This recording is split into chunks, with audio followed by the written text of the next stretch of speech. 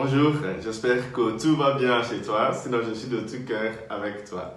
Aujourd'hui, le Seigneur nous rappelle les deux commandements, on peut même dire le seul commandement qui est important, c'est l'amour, c'est aimez-vous les uns les autres, aimez Dieu plus que tout. Il y a un jeune homme dans l'évangile d'aujourd'hui qui est tiré de Saint Matthieu, chapitre 12, de versets 28 à 34, qui vient voir Jésus, un scribe. Un scribe, c'était un savant de l'époque, quelqu'un qui savait écrire. Scribus, de latin, veut dire écrire. C'était quelqu'un, aujourd'hui on dirait un chercheur, ou quelqu'un qui faisait des recherches, un savant, tout simplement, un universitaire, on va dire. Donc il savait déjà beaucoup de choses sur Dieu, sur la loi, sur comment se comporter en société, ainsi de suite. Mais il voulait plus, il voulait savoir, parmi toutes ces règles, parmi toutes ces lois, parmi toutes ces connaissances, quelle était la clé d'une vie heureuse? Et il vient voir Jésus et il demande à Jésus quel est le plus grand des commandements. Et Jésus lui dit, écoute. Écoute. En hébreu, Shema. Évidemment, le plus grand commandement, comme Jésus dit, écoute Israël, le Seigneur, l'Éternel est le seul Seigneur. Il faut l'aimer de tout son cœur, de toute son âme, avec toutes ses forces et son intelligence. Et le deuxième, c'est aimer son prochain comme soi-même. Ce sont les deux commandements qui se résument en un seul, qui est tout simplement aimer. Aimer, aimer. C'est Sainte Thérèse qui disait, aimez et faites tout ce que vous voulez.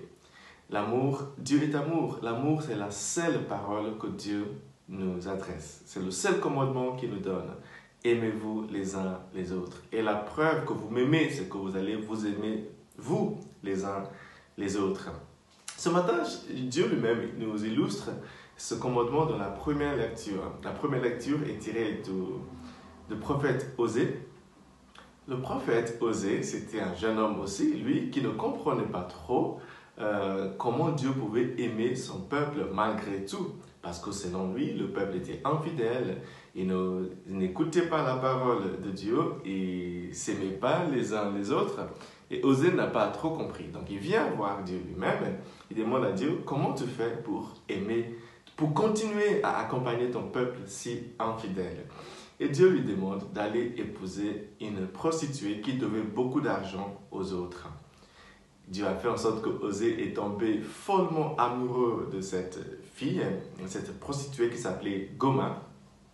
Et Osée s'est retrouvé incapable de ne pas aimer son épouse.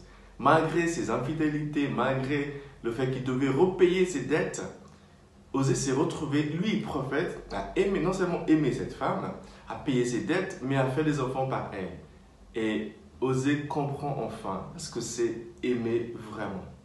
Et enfin, il dit à Israël, revenez, Dieu est amour. Peu importe la distance que vous êtes ou que vous avez entre Dieu et vous-même, Dieu n'est qu'amour. Revenez, Dieu vous attend, il vous aime.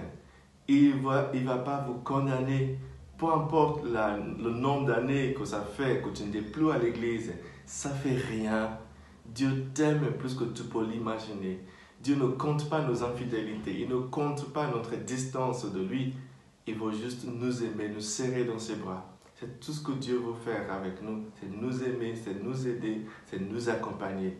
Dieu est amour et Jésus nous le rappelle encore aujourd'hui. Donc allez aujourd'hui, passez un bon week-end et n'oubliez pas, aimez-vous les uns les autres. Que Dieu vous bénisse, le Père, le Fils et le Saint-Esprit. Amen.